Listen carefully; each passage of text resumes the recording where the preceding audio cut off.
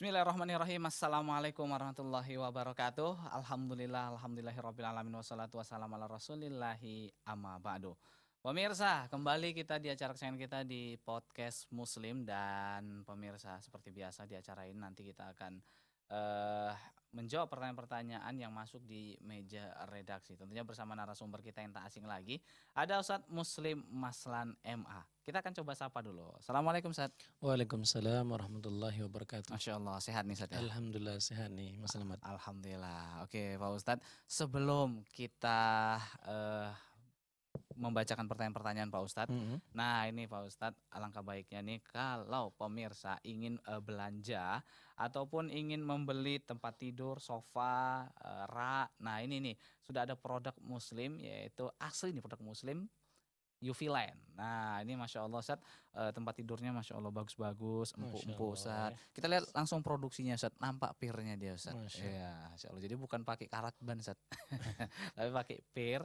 Dan juga Masya Allah ada selain sofa, ada juga tempat tidur, dan juga ada juga rak-rak seperti rak piring dan lain sebagainya nih Jadi Pak lengkap Ustadz. lah. Lengkap Ustadz, jadi bisa Masya belanja Allah. nanti ke UV Land langsung nih Ustadz. Allah. Masya Allah. Dan bagi warga Sumatera juga, ya terkhusus bagi Medan dan sekitarnya, beli bisa langsung antar ke tempat Ustadz. Masya Allah. Berarti kalau kita di Tanjung Merauke bisa diantar Bisa, ya? bisa insya Allah. Masya Dan Allah. harganya insya Allah terjangkau dan kualitasnya nggak kalah. Masya Allah. Oke, terima kasih Pak Ustadz. Alhamdulillah, terima kasih kepada UV Land yang menjadi sponsor kita di kesempatan kali ini. Dan langsung nih Pak Ustadz, kita akan bacakan pertanyaan yang sudah masuk ya di meja redaksi. Dan pertanyaan pertama di kesempatan kali ini Pak Ustadz. Iya. Nah ini masalah mengidolakan seseorang nih Pak Ustadz. Nah, Ustadz, saya suka bermain bola. Dan saya sangat mengidolakan kepada salah seorang pemain bola dunia nih Pak Ustadz. Pertanyaannya, apakah saya berdosa? Sementara kecintaan itu kan datangnya dari Allah nih Ustadz. Iya. Bismillahirrahmanirrahim. Alhamdulillah wassalatu wassalamu ala rasulillah wa ba'd. Pemirsa yang rahmatullah subhanahu wa ta'ala, berkaitan tentang cinta dan kebencian, ya kan? Cinta ketika sama seorang atau lawannya adalah benci. Kadang-kadang kita lihat orang benci. Nah, kecintaan ini adalah bentuk disebut dengan al-wala wal bara dikatakan. Bagaimana kemudian kita benci dan cinta. Cinta dan benci ini mestinya adalah kepada cinta kita kepada muslim, sesama muslim, itu harus benar-benar ditanamkan bagaimana kemudian kita cinta kepada orang-orang Islam. Baik ketika mereka sebagai panutan kita dalam keseharian, atau kecintaan kita kepada item-item tertentu kepada kaum muslimin. Dan hendaknya itu ditanamkan di dalam diri kita. Sementara kemudian perintah Allah subhanahu wa ta'ala ada namanya kebencian. Al-bara' adalah bagaimana kemudian kita untuk menanamkan kebencian. Jadi ini benci ini adalah bentuk ibadah. Nah, benci ibadah. Sama juga misalnya kita benci kepada sesajian-sesajian. Benci kepada kemungkaran misalnya. Dan itu harus ditanamkan. Bukan menunjukkan bahwasanya orang Islam itu kemudian keras, bukan. Tapi ini memang adalah perintah Allah Subhanahu wa taala bagaimana kita harus sayang kepada kaum muslimin dan benci kepada non muslim. Dalam artian di sini harus ditegaskan kebencian itu bukan harus dengan melukai. Jadi jangan mentang-mentang kemudian Allah memerintahkan untuk membencinya, kemudian kita membunuhnya, bukan. Tapi memang harus menanamkan kebencian karena mereka bukan saudara kita seagama. Itu perintahnya. Nah, maka banyak dalil, contoh kata Rasulullah dikatakan man tasyabbaha biqaumin fahuwa minhum, adalah orang-orang yang menyerupai satu kaum maka dia termasuk ke dalam golongannya. Dalam artian kalau kita tidak boleh menyerupai satu kaum. Kaum ini siapa? Kaum ini adalah non muslim. Pakaian ibadahnya misalnya menggunakan simbol-simbol tertentu maka tidak boleh. Sama juga dengan individunya. Contoh kenapa faktornya? Karena dia adalah orang-orang yang senantiasa bagus bermain bolanya contohnya. Atau dikatakan adalah karena dia modis. Ya. Ya kan ini kan banyak ini kan artis-artis non muslim yang kemudian jadi panutan. Ini mati-matian anak-anak kaum muslimin kemudian cintanya luar biasa. Yang digunakannya akan dicontoh. Kesehariannya akan dicontoh. Dan ini kata Rasulullah dalam sebuah hadisnya dikatakan apabila kita la yuhibbu ahadun qauman illa husira ma'ahu yaumal qiyamah. Maka kata Rasul, ketika seseorang cinta kepada satu kaum, baik ketika dia cinta kepada orang yang soleh, kaum muslimin misalnya, atau sebaliknya, dia cinta, suka kepada non-muslim, maka kata Rasulullah, husira yaumal qiyamah. Maka dia akan digabungkan bersama dengan orang-orang yang dicintai, dikumpulkan. Jadi kalau yang dipanutinya menjadi menjadi tokoh yang diidolakannya, ketika itu adalah non muslim, maka dia akan berkumpul bersamanya yaumul qiyamah. Itu kata Rasulullah SAW. Kadang-kadang kan kita menganggap sepele orang kita suka pada perkara yang mubah, ya kan? Aku kayaknya lebih suka kepada dia pada perkara yang mubah, sehingga kemudian fashionnya diikuti, gaya kehidupannya diikuti, sampai dikatakan menggunakan simbol-simbol agama karena fansnya menggunakan itu, kemudian kita ikut. Apalagi misalnya logo-logo, ya kan? Kadang-kadang ada logo-logo yang logo itu dicomot dari logo-logo identik agama. Nah, biarpun atas nama bola atau atas nama fashion dan lain sebagainya. Jadi secara hukum dikatakan bolehkah? Enggak. Jadi seorang muslim harus walaknya, cintanya kepada seorang muslim. Jadi kalau ada rasa cinta nih Pak Ustadz, harus coba-coba dibuang nih Ustadz ya? Iya, harus dibuang. Itu bentuk dari akidah. Jadi nggak bisa main-main. Itu kan cuman kayaknya Ustadz perkara yang mubah saja, perkara main bolanya. Tapi kemudian kita menjadikan dalam kehidupan kita, ketika kita cintalah sama seseorang, apapun yang dia lakukan, kan kita berusaha untuk mencontoh. Ya. Maka dikatakan Imam Ahmad ketika dia cukur rambut, kemudian dia membayar beberapa dinar. Sampai tukang pangkasnya, tukang cukurnya dia mengatakan, wahai imam ini kebanyakan. Katanya enggak. Kenapa? Karena Rasulullah pernah membayar segitu. Umar bin Khattab saking cintanya, ini bukan perkara ibadah, bukan perkara sunnah. Ketika jalan di satu perjalanan, kemudian tiba-tiba Umar bin Khattab singgah di satu bawah pohon, bernaung, berlindung. Kemudian langsung pergi lagi. Kemudian kata para sahabat yang lain, wahai Umar, Amirul Mukminin, ngapain? Tiba-tiba kok berhenti, singgah di bawah pohon, kemudian pergi lagi. Karena apa? Kata Umar bin Khattab, karena saya pernah melihat Rasul melakukan itu. Cuma sekedar istirahat sejenak. Istirahat. Nah, kan ini bukan ditanya apakah sunnah, enggak. Apakah ini wajib, enggak. Apakah ini bagian dari agama? Tidak. Tapi kenapa? Karena mengidolakan Rasulullah. Imam Ahmad dengan Imam Syafi'i contohnya. Imam Syafi'i itu kan gurunya Imam Ahmad. Dia senantiasa mengatakan kepada keluarganya, anak dan istrinya, wahai istriku, wahai anak-anakku. Sesungguhnya Imam Syafi'i itu orang yang luar biasa. Ada kecintaan kepada siapa? Kepada muslim. Jadi kecintaan mereka itu kepada muslim. Jadi seluruh para ulama, kemudian para sahabat, bagaimana melihat Rasulullah, sosok Rasulullah. Kalau kita kan enggak. Contoh masalahnya. Contoh jenggot. Ya kan? Rasulullah menggunakannya. Kita mau ngikutinya? Allah. Kita katakan kayaknya kuno lah. Kayaknya seperti orang-orang yang terlalu berlebihan dalam beragama lah. Kita mengatakan. Kita nggak mau menggunakan. Sementara ketika idola kita, misalnya sekarang kan ada di apa ini namanya Mas Laman? Dicoek, diparetin. Di petal ya, dicoek ya.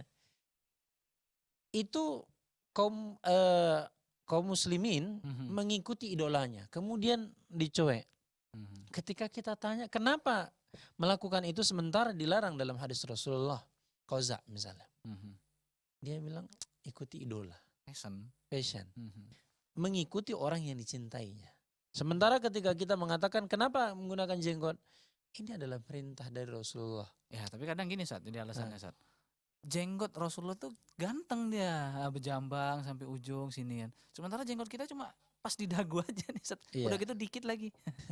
Ibarat kutu pun nggak bisa sembunyi di situ Sat. Iya memang jenggot itu kan bervariasi. Ada yang cuma dua saja, dua helai saja. Ada yang memang banyak. Dan sama juga itu Mas Slamet. Orang yang sedikit yang banyak juga sama. Yang ketika tumbuhnya bagus dan sebagainya juga alasannya sama. Jadi bukan karena banyak atau sedikitnya. Ya kalau memang mengikuti Rasulullah secara 100% kan nggak bisa. Dalam artian dikatakan Rasulullah ganteng. Pas giliran kita nggak ganteng. Ya kan? Jadi sunnahnya, sunnah di sini diartikan adalah wajib. Dikatakan adalah kita menggunakan jenggot. Tapi kaum muslimin kan nggak mau. Jadi satu cinta yang palsu. Ini bertepuk sebelah tangan namanya. Gitu dia Sat ya.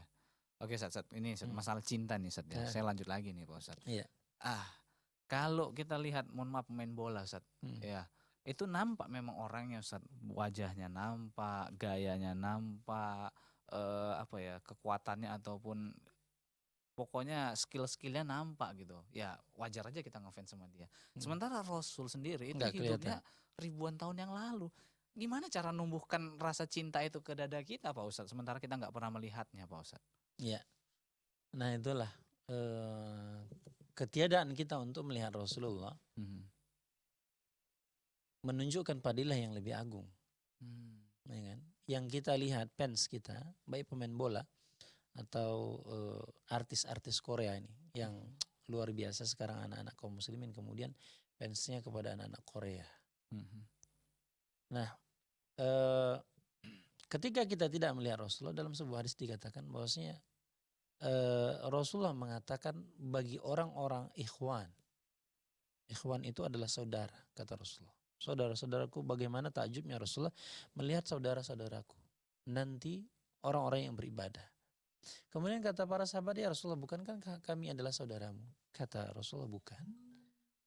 Kalau kalian adalah sahabatku, sementara yang dimaksud dengan ikhwan, saudara-saudara itu adalah orang-orang yang tidak melihat aku, kemudian mereka beribadah, maka padilahnya mereka akan mendapatkan lipatan ganjaran dari amalnya sahabat. Menunjukkan fadilah bagi kita yang tidak melihat, kemudian kita beriman, kemudian kita mengikuti apa yang dikatakan Rasulullah, tidak melihatnya.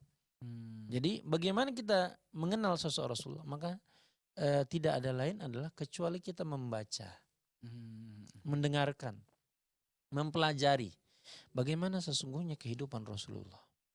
Bagaimana kemudian ciri-ciri Rasulullah. Agar apa? Agar kerinduan itu muncul. Biarpun tidak lihat.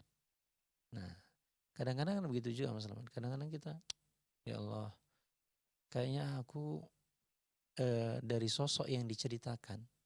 Ketika diceritakan misalnya dulu bapakmu, kata mama misalnya kan. Dan bapak kita sudah meninggal, kita nggak jumpa. Dulu bapakmu itu seorang yang bertanggung jawab. Sosok yang kemudian senantiasa membahagiakan. Sering bercanda. Kemudian kita berpikir, oh bapakku sering bercanda. Kayaknya aku mau juga lah seperti bapakku. Nah biarpun kita nggak lihat misalnya. Tapi kemudian cerita itu, gambaran yang digambarkan itu oleh orang tua kita membuat kita ingin menjadi satu sosok yang baik. Nah begitu juga ketika kita tidak berjumpa, ya benar memang kita nggak jumpa bersama dengan Rasulullah. Tapi kemudian ketika digambarkan dalam hadis Rasulullah bagaimana akhlaknya, bagaimana kemudian bersama dengan istri-istrinya, dengan anak-anaknya, dengan lingkungannya, dan istrinya juga mengkabarkan tentang Rasulullah bagaimana satu sosok orang yang sangat baik. Kalau kita kan kalau ditanya istri, ya Allah jelek, ya kan? Tahu semua rahasianya misalnya. Jadi Rasulullah itu satu sosok yang amat mulia. Allah taala. Oke, saya terima kasih Mas Allah. Betul, saya dengan membaca cerita, mendengarkan cerita tentang sosok orang yang luar biasa itu kita menjadi tumbuh rasa cinta kita ya. Iya. Justru lebih penasaran Mas. Penasaran ya, Masya Allah. Tapi kalau cerita bapakmu dulu diabetes. Aduh, nggak mau aku ke diabetes. Contoh gini misalnya gini.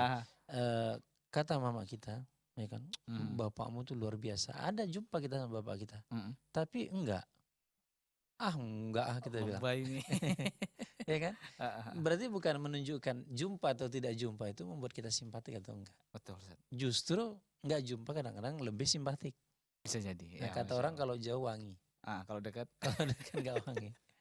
Oke, Ustaz. Terima kasih atas jawabannya dan kita rehat dulu Pak Ustadz.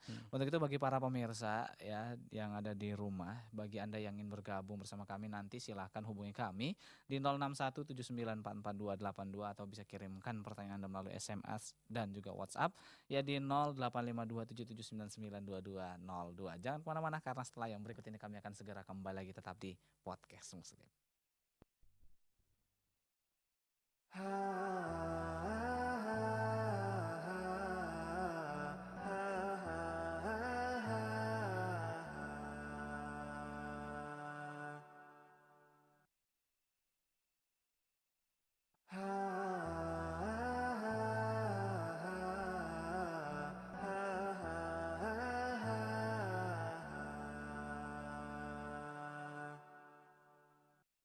Nah pemirsa, kita kembali lagi di Podcast Muslim, Masya Allah. Dan langsung aja bagi Anda yang ingin bergabung bersama kami di 0617944282 atau juga bisa kirimkan pertanyaan Anda melalui SMS dan WhatsApp-nya di 085277992202. Oke Pak Ustadz, kita beranjak ke pertanyaan berikutnya nih Pak Ustadz. Yeah. Ini berkaitan dengan hiasan dinding Pak Ustadz. Hiasan dinding itu identik dengan kadang benda-benda dan yang mungkin unik gitu Ustaz. Yeah. Tapi kita tahan dulu Ustaz. Tampaknya ada penelpon yang masuk, kita angkat dulu. Halo, assalamualaikum. Halo, assalamualaikum. Waalaikumsalam warahmatullahi wabarakatuh. Ustaz sehat? Alhamdulillah, damang Ibu. Alhamdulillah, damang. Kemarin mah nggak ada interaksi ya Sabtu kemarin. Iya kemarin kita putar hasil syuting kita karena berhubung Ustadz masih di pesawat kemarin. Oh iya. Ya langsung aja Ibu pertanyaannya. Iya. Assalamualaikum warahmatullahi wabarakatuh Pak Ustadz. Waalaikumsalam warahmatullahi wabarakatuh. Sehat Pak Ustadz? Sehat Bu, alhamdulillah. Alhamdulillah. Begini Pak Ustadz, Ibu punya tetangga sebelah, kerjanya di bank konvensional. Iya. Dia kadang kalau mau pulang kampung nitip rumah. Suka ngasih makanan Pak Ustadz. Apakah kita boleh memakannya? Karena istrinya juga tidak kerja, otomatis gajinya kok dari sana dari bank konvensional itu ya Pak Ustadz. Oh suami istri kerja di bank Ibu ya? Iya. Syukurnya Pak Ustadz, jawabannya ditunggu. Assalamualaikum warahmatullahi wabarakatuh. Waalaikumsalam warahmatullahi wabarakatuh. Pertanyaan dari Ibu Dian di Bandung Pak Ustadz. Sering dikasih makanan. Ya, ini ada tetangga yang suami istri kerja di bank nih Pak Ustadz. Iya. Nah ini kita sering dititipin rumah nih, tengok-tengok rumahku ya. Sambil kasih makanan ya. Iya udah pulang nanti nih oleh-oleh gitu. Iya. Terima kasih kepada Ibu Dian ya di Bandung ya. Mengenai tentang tetangga yang kemudian profesinya adalah profesi di bank konvensional, suami istri. Kita berpikir bahwasanya ini pasti penghasilannya riba, dari harta yang riba. Kemudian dia memberikan makanan ketika titip rumah dan sebagainya, kemudian dia memberikan makanan. Apakah kemudian halal makanan itu? Maka kata para ulama berdasarkan fatwanya maka halal. Tetap halal. Tetap halal. Tidak ada hubungan antara pekerjaannya kemudian dengan apa yang diberikan.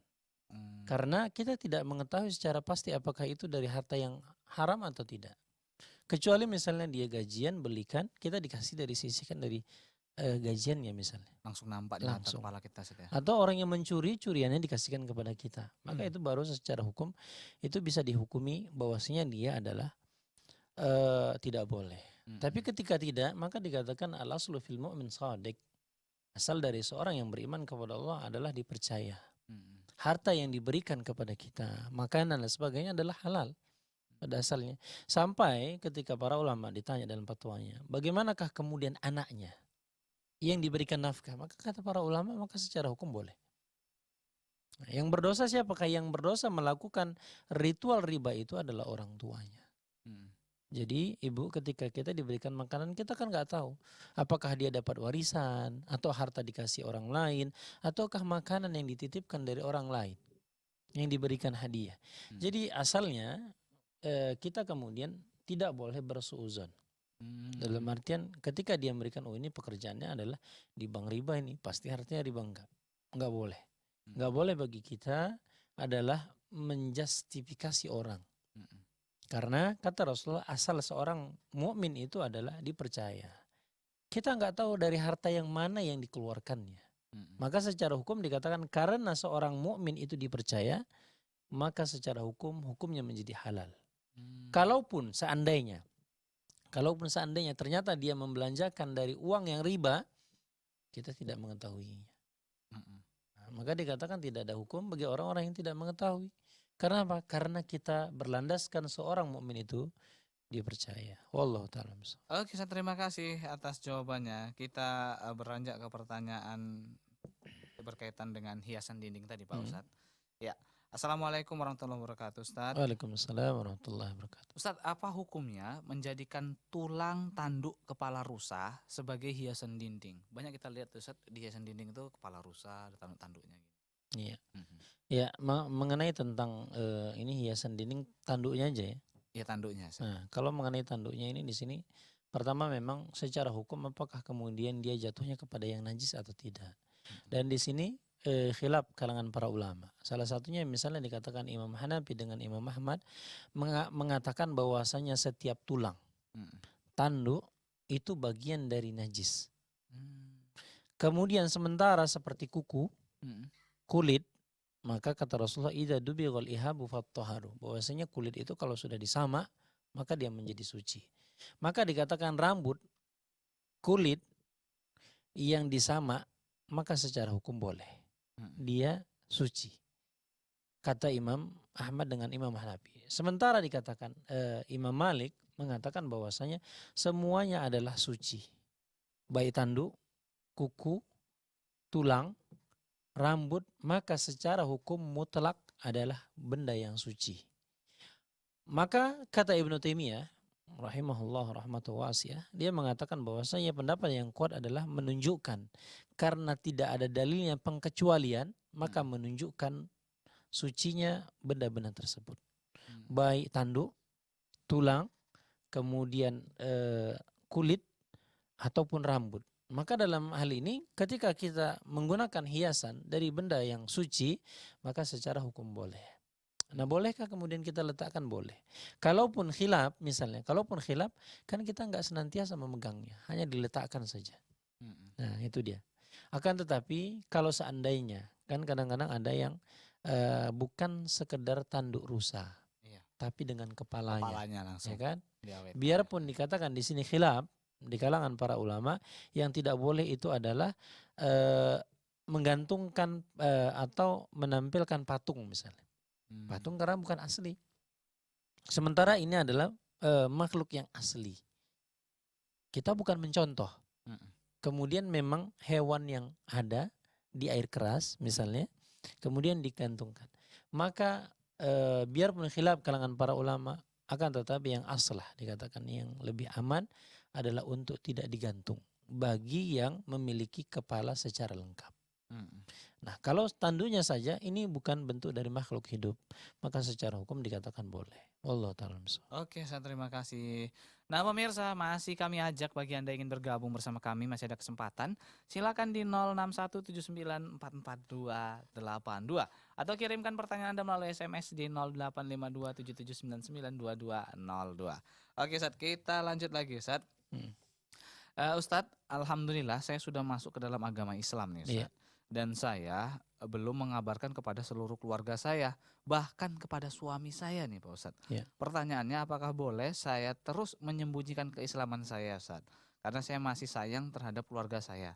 Dan saya khawatir kalau mereka mengetahui keislaman saya, keluarga kami akan terpecah belah, Pak Ustadz. Bahkan mungkin suaminya ini masih belum Islam nih Pak Ustadz. Yeah. Gimana Pak Ustadz? Ibu yang dirahmati Allah Subhanahu wa taala, ikrar masuk ke dalam Islam adalah satu konsekuensi.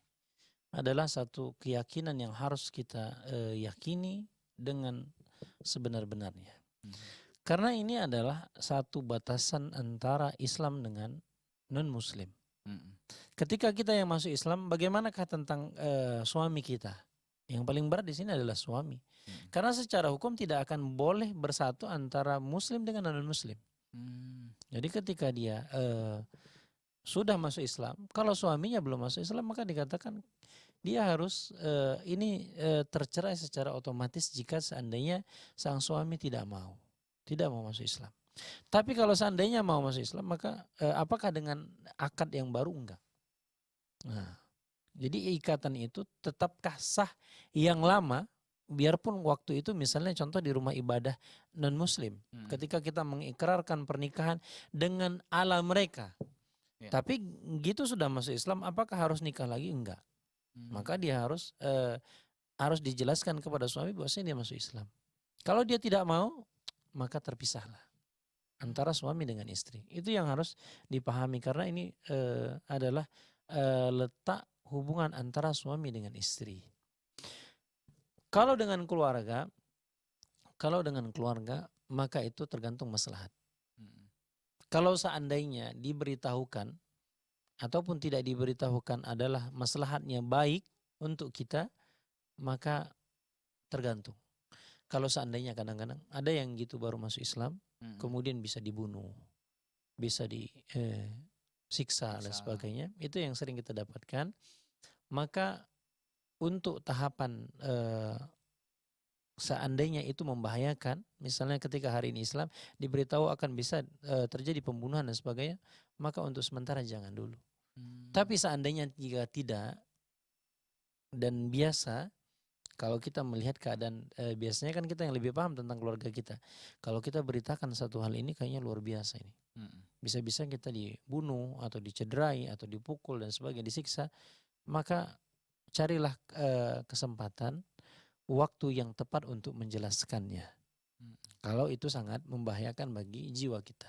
Tapi kalau tidak, maka lebih baik untuk diberitahukan. Kenapa? Karena dikatakan kita bisa beribadah dengan leluasanya. Ini kadang-kadang sholat kita sembunyi-sembunyi, ketika mau beribadah sembunyi dan sebagainya, itu yang membuat sulit. Kalaupun toh pada akhirnya dikatakan keluarga mengusir kita, maka mungkin itu lebih utama. Kenapa? Karena kita bisa menjalankan ibadah Islam itu secara sempurna. Bagaimana kalau kita seandainya sudah masuk Islam, mau sholat gak berani, kemudian mau beribadah yang lain tidak berani. Mohon maaf, kadang-kadang kita diberikan makanan-makanan yang haram, kita tidak berani menolaknya. Bagaimana kita bisa menegakkan Islam kita secara sempurna? Maka lebih utama bagi kita adalah melihat maslahat, bagaimana kemudian kita ketika memilih agama Islam itu, kemudian kita beritahu mereka, biarpun pada akhirnya kita diusir dari rumah itu. Ya. Oke, Ustaz, terima kasih, Ustaz. Ustaz, kita tahan dulu, kita harus rehat dulu nih, Ustaz. Boleh. Nah pemirsa, jangan kemana-mana karena setelah jeda berikut ini kami akan segera kembali lagi. Tetap bersama kami di Podcast Muslim.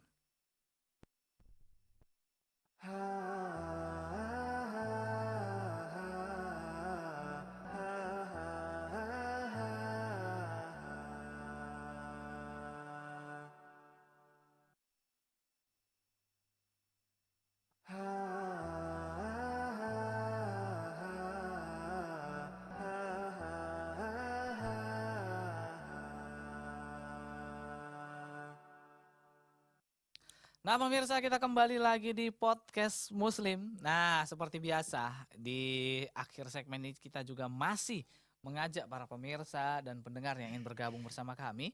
Silakan di 0617944282 atau bisa melalui SMS di 085277992202. Pak Ustadz, pertanyaan berikutnya Pak Ustadz, ini berkaitan dengan hukum asuransi Ustadz. Nah Ustadz, apakah hukum mengikuti asuransi kesehatan ya Ustadz? Iya.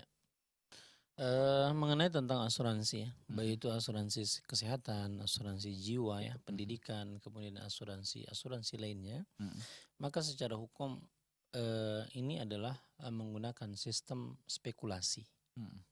Spekulasi ini maka kata para ulama dia jatuh kepada transaksi ini adalah transaksi gharar.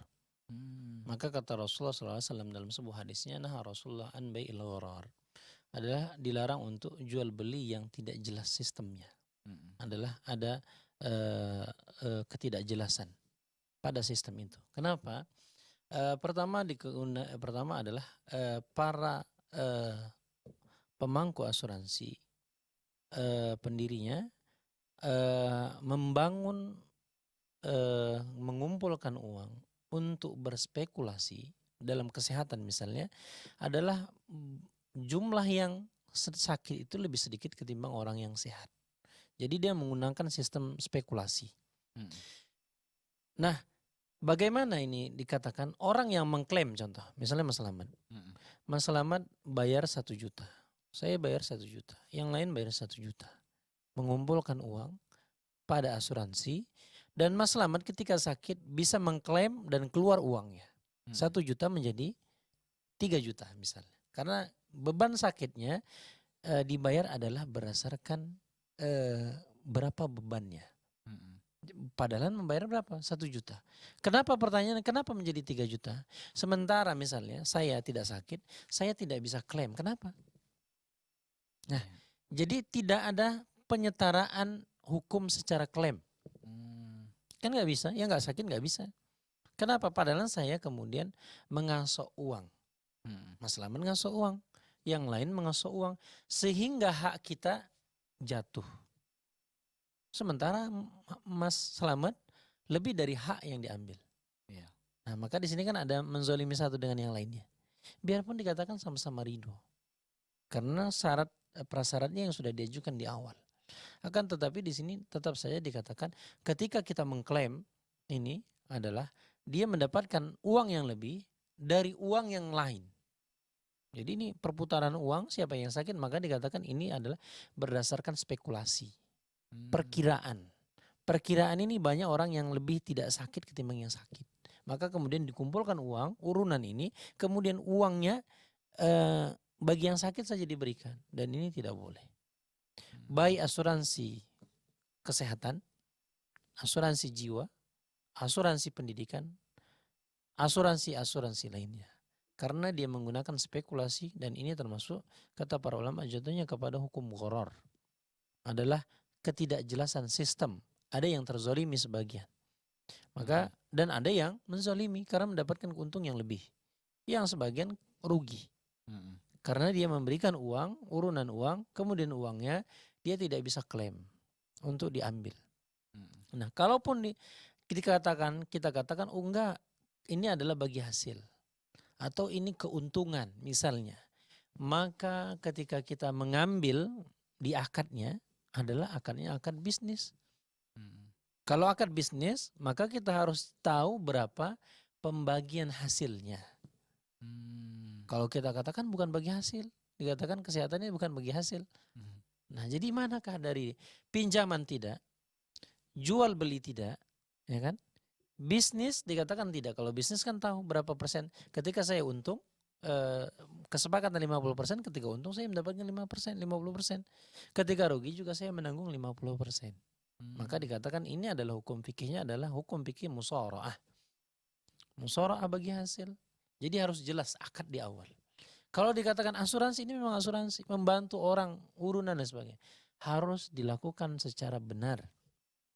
Ada caranya walaupun sama-sama ridho nggak bisa. Iya nggak bisa. Karena kita menzolimi hak orang lain. Mas Slamet bagaimana? Baru masuk 1 juta. Rupanya sakit operasi besar misalnya. Ya kan? Bedah besar misalnya.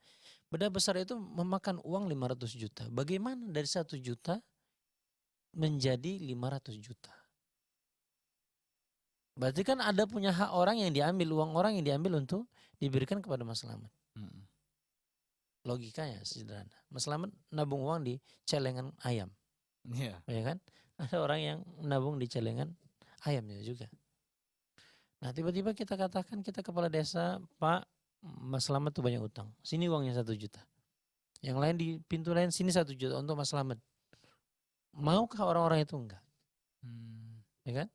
Ada yang diminta sini 500 juta. Katanya apa pula 500 juta? Mengambil hak secara paksa. Yang ini tadi kelihatannya adalah berdasarkan administrasi. Yang satu langsung ketok pintu sini uangnya. Yang satu tidak. Dengan administrasi dipotong saja. Jadi sama, perilakunya sama dengan cara yang satu berdasi, satu enggak berdasi saja. Nah itu maka dikatakan di sini adalah termasuk jatuhnya kepada gharar. Kepada sesuatu sistem yang tidak jelas, bahkan dikatakan bisa mengakibatkan kepada menzalimi orang lain. Allah taala bisawab. Oke, Ustaz. Sebenarnya itu semua terkadang didasari dengan rasa ketakutan atau rasa ditakut-takuti nih, Bos. Iya. Itu kan semua ditakut-takuti. Nanti kalau Bapak sakit gimana, Pak? Iya. Bapak nanti kalau nggak ada uang gimana? Tapi kalau dengan ikut iuran ini semuanya bisa gitu. Iya. Nah, ini gimana cara menghilangkan rasa was-was ketakutan kita kepada masa depan, Ustaz? Iya. Ini yang sering terjadi. Memang ini dibangun, spekulasi ini adalah dibangun agar kemudian di alam bawah sadar kita. Kalau seandainya nanti anakku sakit, gimana biayanya? Kalau anakku nanti sudah kuliah, gimana biayanya? Melihat kehidupan sekarang. Bapak Ibu yang dirahmati Allah Subhanahu wa taala, selamat. Lihat. Orang yang mengasuransikan contoh kendaraan saja. Ya. Kira-kira yang takut itu orang yang kaya atau orang yang miskin? Orang yang kaya yang punya kendaraan. Orang yang kaya kan? Ada sepeda butut kita asuransikan. Ya enggak. Takut nanti rusak sepeda butut. Satu-satunya kalau di goet pun di apa? Lepas dia bunyi lepas rantinya. Kayaknya nanti rusak, nanti payah aku kerja. Diasuransikanlah sepedanya, enggak kan? Enggak. Tapi orang yang mobilnya mewah, yang harganya miliaran, ini nanti kalau lecet ya Allah, gimana? Berarti kan ketakutan ini bukan timbul dari orang yang miskin. Justru orang yang kaya, yang sudah diberikan harta lebih, makin ketakutan. Jadi kadang-kadang kita harus bermuhasabah diri. Yang timbul takut itu justru kadang-kadang orang yang memiliki harta. Yang gak takut pasrah saja, kayak kita pasrah. Udah mati-mati lah, kubur-kubur lah situ. Maka dikatakan ketakutan itu memang sengaja ditimbulkan dari perusahaan-perusahaan yang kemudian mereka memanajemen untuk memarketing saja. Jadi kita jangan takut bahwasanya yang memberikan kesembuhan, sakit itu adalah Allah Subhanahu wa taala. Bukan kemudian apakah punya uang. Ini adalah janji-janji setan. Yang kemudian dia menjanjikan apa? Maka setan itu menjanjikan yu'idukumul faqr. Setan itu menjanjikan kemiskinan terus. Membisikkan miskin. Kalau nanti kita sedekah janganlah banyak-banyak, nanti apa? Nanti miskin.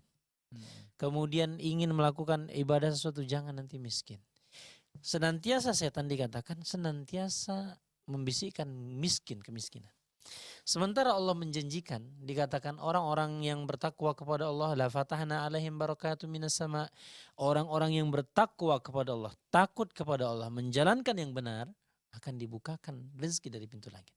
Kita nggak percaya apa kata Allah. Kita lebih percaya kepada setan. Yu'idukumul faqr. Dia menjanjikan kemiskinan. Jadi Bapak Ibu yang dirahmati Allah, tidak ada. Ketakutan itu datangnya dari setan yang membisikkan. Sementara Allah sudah menjanjikan. Kita kadang-kadang tidak percaya dengan janji Allah. Orang yang bertakwa itu akan dibukakan rezekinya. Allah ta'ala besok. Masya Allah. Gitu deh Ustaz ya. Takwa aja, insya Allah nanti pasti ada jalan keluar. Ya. Jadi jangan takut-takut. Toh bisa aja ke depannya kita nggak sakit-sakit gitu. Iya benar. Orang yang asuransi kan gitu. Iya. Misalnya kendaraan misalnya. Gitu asuransi tabrakan terus. Kesenggol terus. Habis. Gitu nggak asuransi, nggak ada kesenggol-senggol. Nggak ada nabrak-nabrak. Iya juga sih, apalagi kalau mobilnya jelek. Iya. Bodo amat senggol-senggol, mobil orang yang lecet ya. Iya. Oke Pak Ustadz, Masya Allah terima kasih atas jawabannya dan tampaknya waktu kita sudah habis. Iya. Dan insya Allah kita akan kembali lagi nanti di hari Kamis insya Allah. Insya Allah. Nah pemirsa dimanapun Anda berada, kami ucapkan terima kasih juga kepada antum semua yang telah menyaksikan kami. Ya dari awal hingga akhir, dan semoga saja apa yang kita dengarkan tadi menjadi tambahan ilmu bagi kita semua. Amin ya rabbal alamin. Amin. Dan langsung aja kita tutup perjumpaan kita di kesempatan kali ini dengan doa kafaratul majelis. Subhanaka Allahumma bihamdika asyhadu alla ilaha illa anta astaghfiruka wa atubu ilaik. Wassalamualaikum warahmatullahi wabarakatuh.